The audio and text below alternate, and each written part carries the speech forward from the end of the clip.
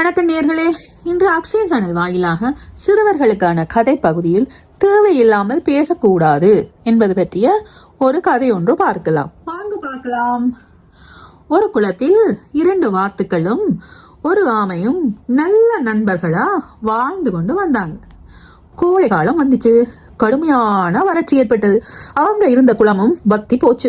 வத்தி போன இந்த குளத்தில் இனிமே நாம வாழ முடியாது, நாம வாழ்றதுக்கு வேற இடத்தை தேடலாம் என்று வாத்துக்கள் பறந்து போச்சு.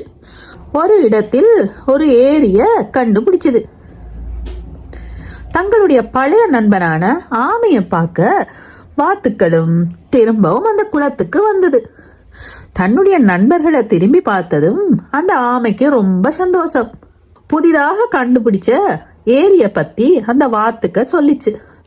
ஆமையின் கண்ணில் நீர் வடிய, எனக்கு ரெக்கைகள் இருந்தா நானும் பறந்து உங்க கூட வந்திருப்பேன் இல்ல என்று கவலையோடு சொன்னது.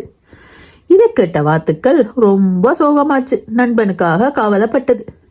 அப்புறம், நீ கவலைப்படாத நண்பா, உன்னையும் அங்க கூட்டிட்டு போக ஏதாவது வழிய யோசிப்போம் என்றது. எங்கள் இருவரது அழகுக்கு நடுவில் ஒரு குச்சியை வச்சு நாங்க பிடிச்சுக்கிறோம். நீ அந்த குச்சிக்கு நடுவுல பிடிச்சுக்கிட்டு வா. ஆனா நீ பறக்கும் போது காரணத்தை கொண்டும் வாயை திறக்க கூடாது.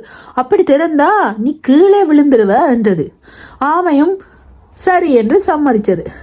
தங்கள் 2 அழகுக்கு நடுவில் குச்சிய வச்சுக்கிட்டு வாத்துக்கள் பறக்க ஆரம்பிச்சு. ஆமையும் குச்சிய பிடிச்சுக்கிட்டு அதுவும் பறக்க ஆரம்பிச்சது. சிறிது தூரம் பறந்ததும் சிறுவர்கள் அதை பார்த்து ஆமை பறக்குது என்று கத்த ஆரம்பிச்சார்கள்.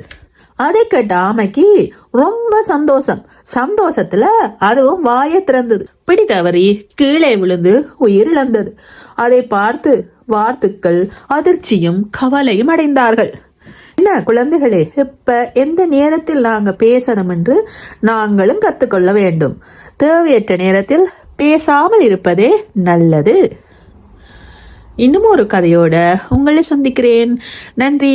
வாழ்க வளமுடன்.